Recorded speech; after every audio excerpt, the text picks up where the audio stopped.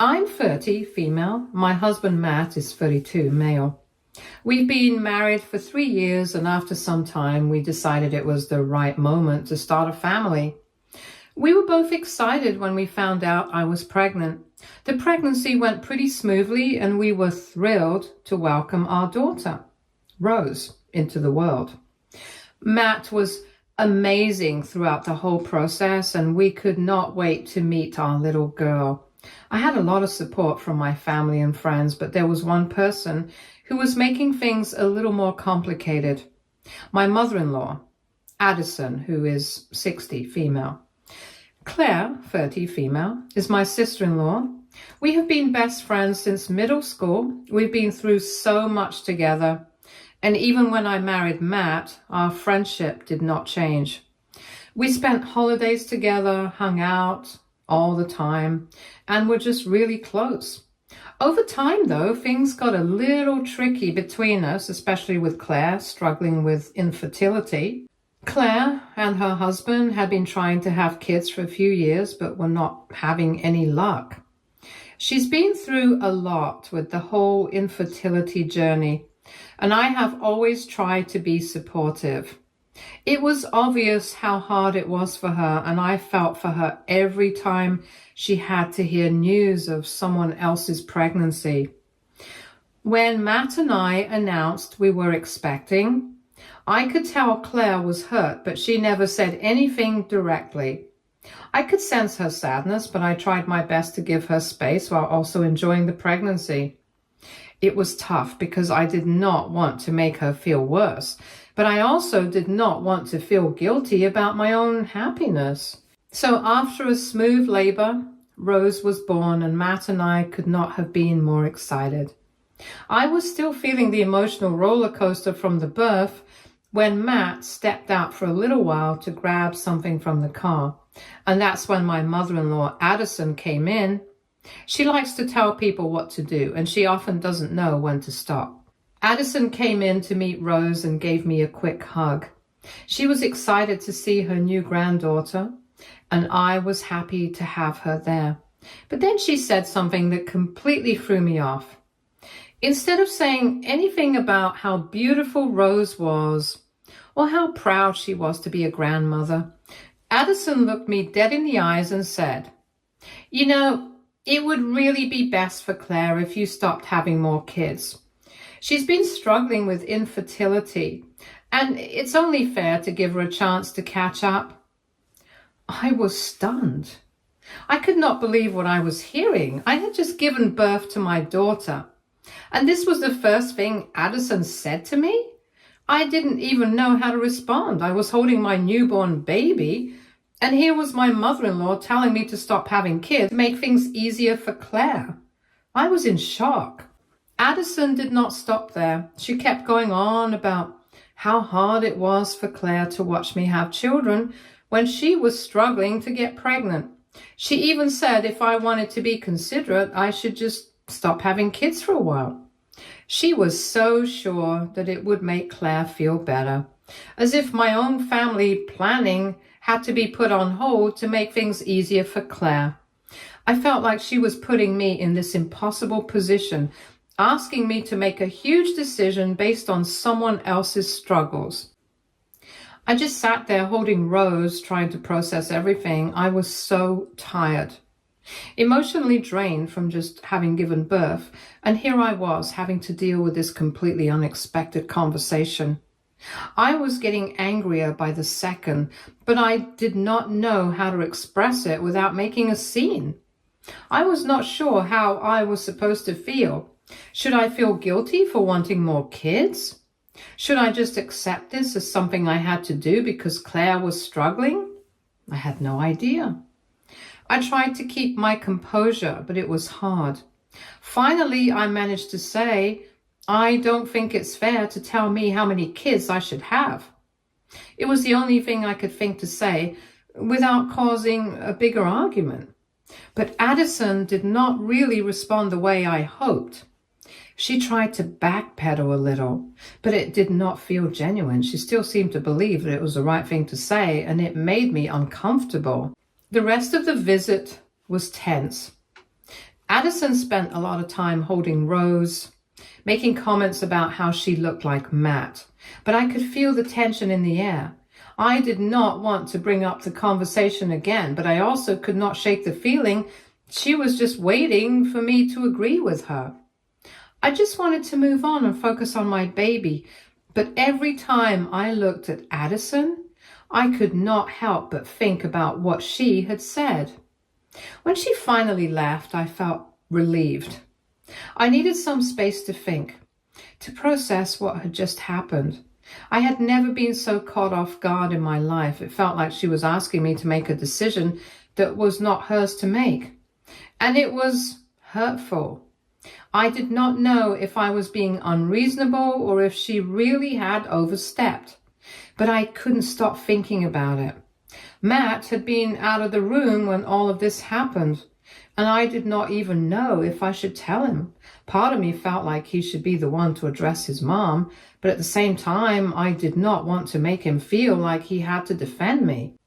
I decided to reach out to Claire directly. She was my best friend, and I thought we could talk through it. So I called Claire the next day. I was hoping she would be a bit more understanding. Given everything that's going on with her infertility, I wanted to ask if she truly felt that way about me having kids. If she really thought I should stop, and if Addison had maybe been speaking to her. I knew it was a touchy subject, but at that moment I needed to know where Claire stood. When I asked her about it, I could tell from the silence on the other end that she was in shock. After a long pause, Claire finally spoke, and it was clear she was taken aback. She was upset, but I could hear the hurt in her voice as she told me that she had no idea why Addison would say such a thing. She was completely blindsided by the idea that Addison would suggest I stop having more kids because of her own struggles. Claire said that Addison did not even know about the fertility problems she was going through, that it was something only Matt and I were aware of. Claire was hurt that Addison would even suggest something like that. She said that Addison had been acting a little strangely for a while, but she did not know how bad it had gotten until now. A few days earlier, Addison had come over to Claire and her husband's place. Claire had almost caught her snooping through her things, going through drawers and personal items. When Claire confronted her, Addison somehow managed to make it seem like she was just looking at some pictures. But Claire was not fooled. She said it felt like Addison was trying to dig for information, maybe about her fertility struggles or about her personal life. That moment was a huge red flag for Claire. It was one thing for Addison to overstep boundaries by commenting on my family planning, but it was another thing entirely for her to invade Claire's privacy. This was the point where Claire realized Addison did not respect any kind of boundary.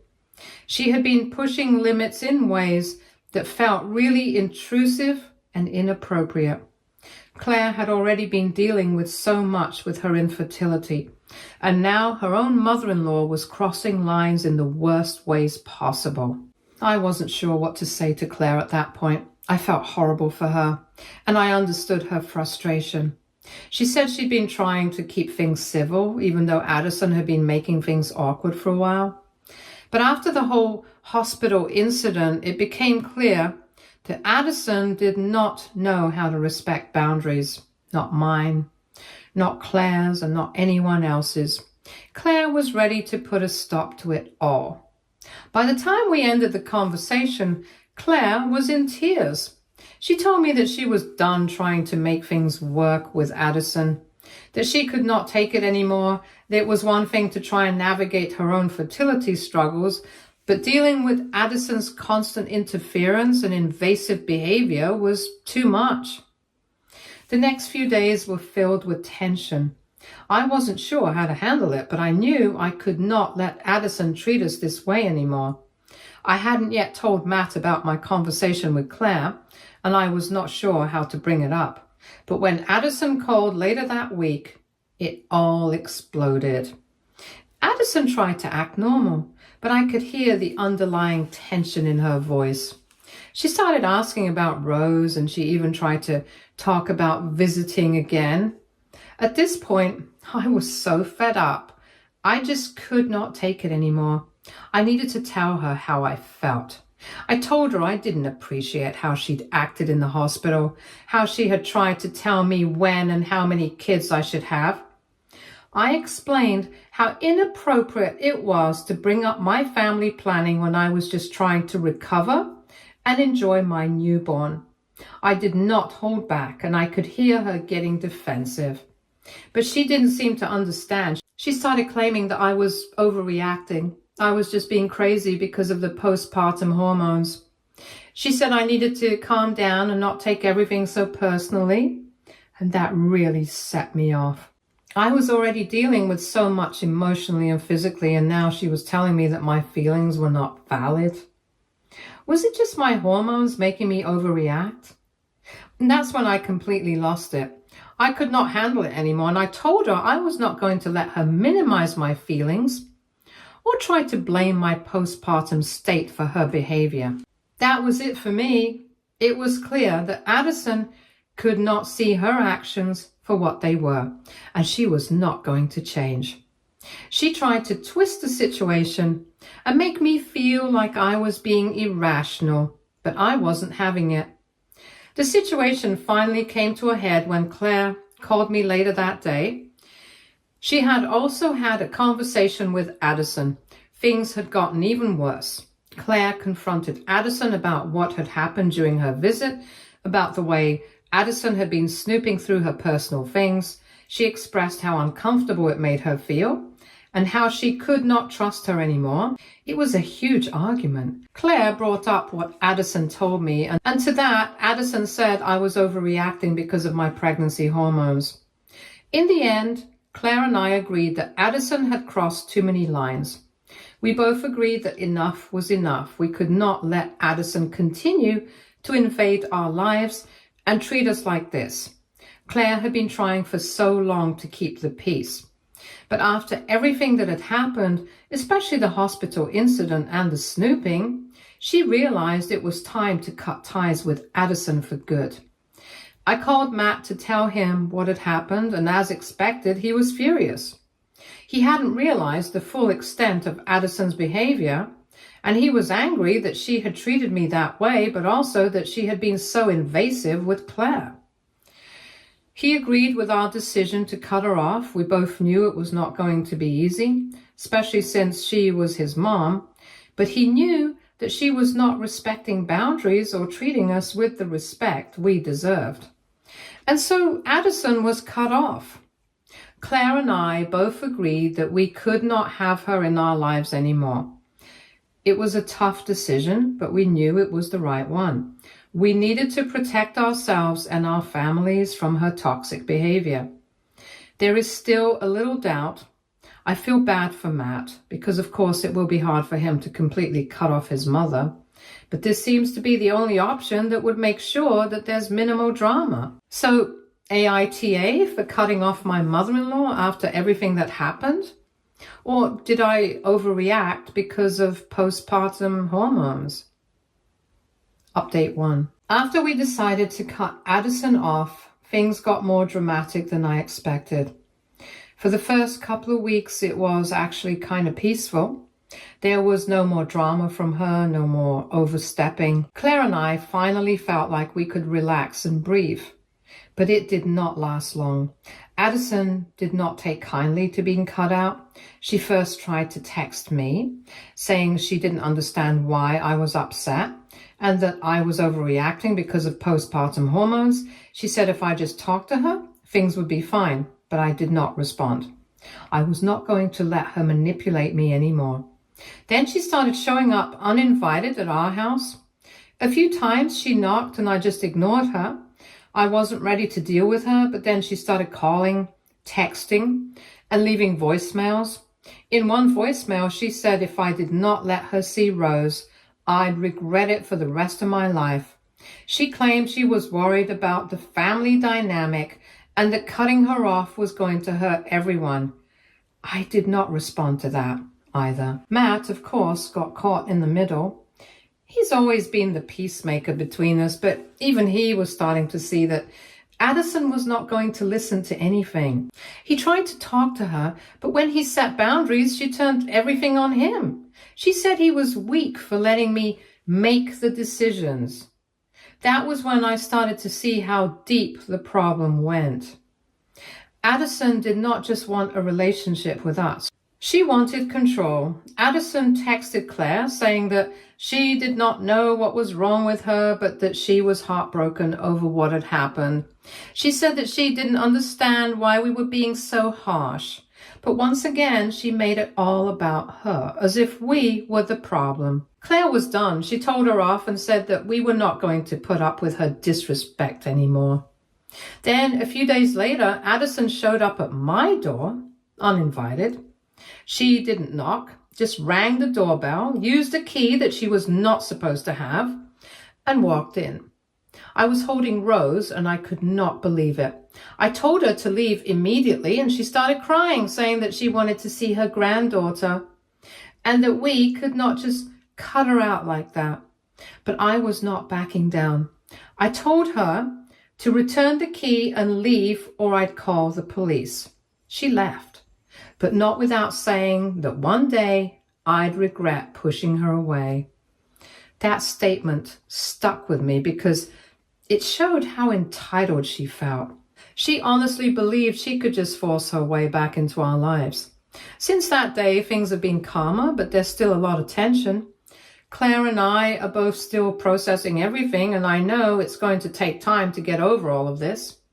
Claire's been struggling with her own issues, especially with her fertility problems, and dealing with Addison's actions did not help. But we both realized we could not let Addison continue to treat us like this. It was not healthy for either of us. Addison has tried to reach out a few more times, but I am done responding.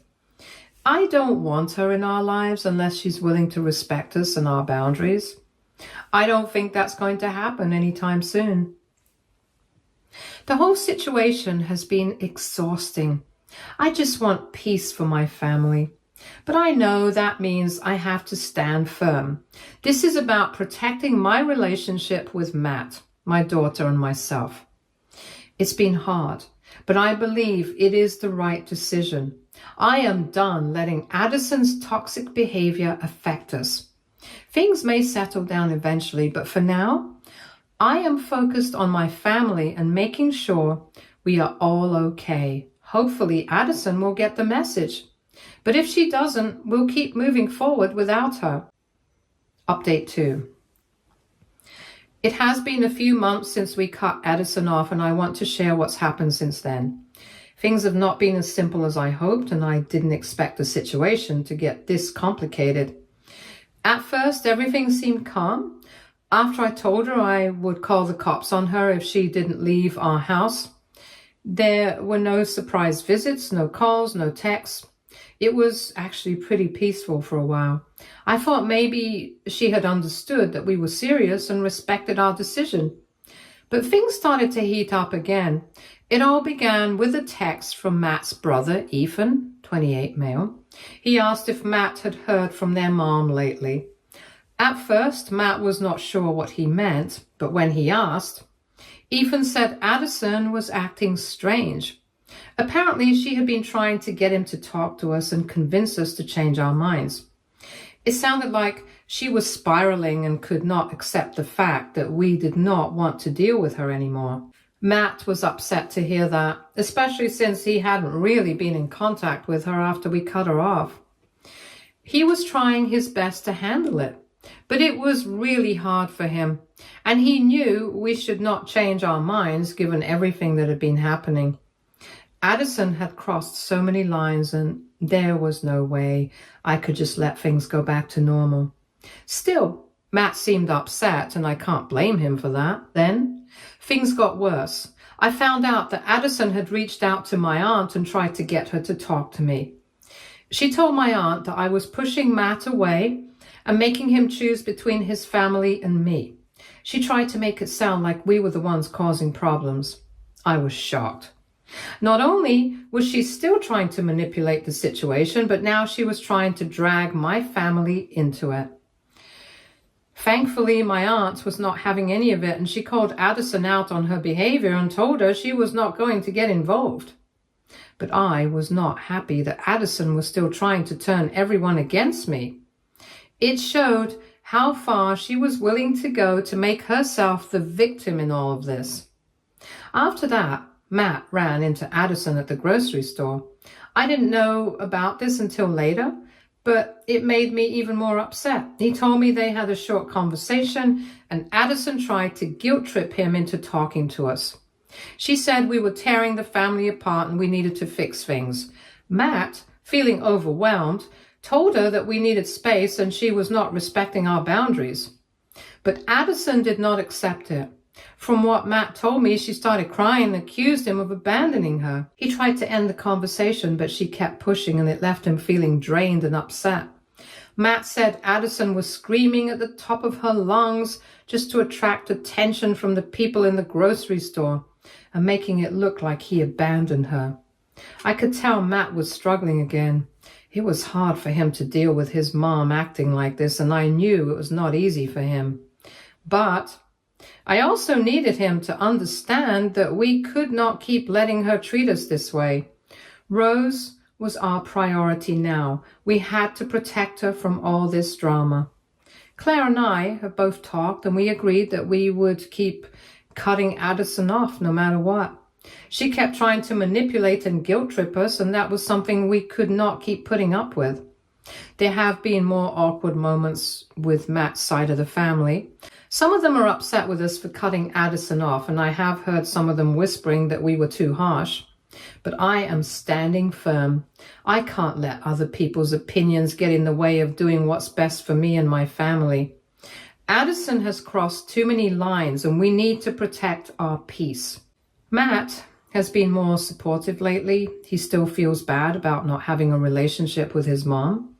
But he's also starting to realize that sometimes you have to let go of toxic people, even if they are family. It hasn't been easy for him, but I think he's slowly seeing things from my perspective. I have been reminding him that Rose needs both of us and we can't let this toxic situation affect her. As for Addison, I have not heard from her in a while. She still tries to reach out to Matt, but he has made it clear that we do not want her in our lives. We have blocked her number and we are not going to engage with her anymore. I don't think that she'll ever truly get the message, but I am done with her.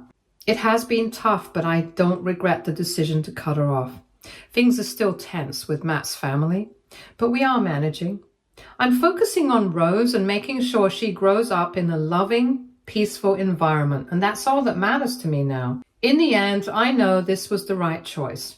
I have learned that protecting my family, even if it means making hard decisions, is the most important thing. We may not be on speaking terms with Addison right now, but we are moving forward, and that's what matters. Update 3. I wanted to update you all on what has happened since the last update. It's been a few months now, and while things did not go as smoothly as we hoped, I can say that we are finally in a better place. After we decided to cut Addison off, we thought that would be the end of it. We figured she'd get the message and move on. But Addison did not let up that easily, and for the first couple of weeks she stayed quiet, and we thought maybe she was starting to respect our decision. But then Matt came home one day looking really upset. He told me that Addison had shown up at his work uninvited and said she needed to talk about something urgent. I was so frustrated. Why couldn't she just leave us alone? Matt was tired of dealing with her, but he agreed to meet with her.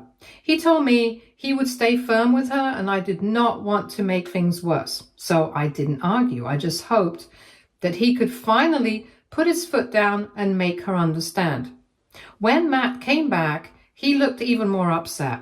He did not tell me what happened at first, but eventually he admitted that Addison had guilt-tripped him. She told him how heartbroken she was about losing her relationship with Rose, and how she felt betrayed by me for cutting her off. She played the victim as she always does, and it was starting to wear on Matt. I was really angry. We had already set boundaries and I did not want to keep having the same conversation over and over again. I told Matt we could not keep letting her manipulate him like this. I reminded him of all the things she had done, how she crossed lines and how it was affecting us. I told him that it was not just about me anymore. It was about protecting our family and doing what was best for Rose. After a long talk, Matt agreed that we could not keep letting Addison walk all over us. We had to be firm and make sure there were no more chances for her to cause trouble. A few days later, something unexpected happened. Claire reached out to me, and I could tell from her tone that she was upset. She told me that Addison had been over at her house when she was away. Again, Addison had a key to Claire's house, which she was not supposed to have. When Claire came home, she found Addison snooping through her personal things. Claire was furious. She had caught Addison red-handed. Addison tried to deny it, but there was no mistaking what she had done. At that point, Claire was done. She confronted Addison and told her that she crossed every line again. Their relationship is over. Addison did not take full responsibility, but Claire was not having any of it. She made it clear that she was not going to tolerate this behavior anymore. I was shocked when Claire told me, but honestly, I was relieved. It seemed like Addison's behavior had finally caught up with her, and Claire was just as fed up as I was. We both agreed that it was time to cut Addison off for good. No more second chances. In the next few weeks, things were tense. Matt and I made it clear to his family that we were not going to have any more contact with Addison. He spoke to his relatives who had been trying to stay neutral and told them that they needed to respect our decision if they wanted to have a relationship with us. Some of them did not understand at first, and that was hard. It felt like some people were questioning us, but we knew we had done the right thing.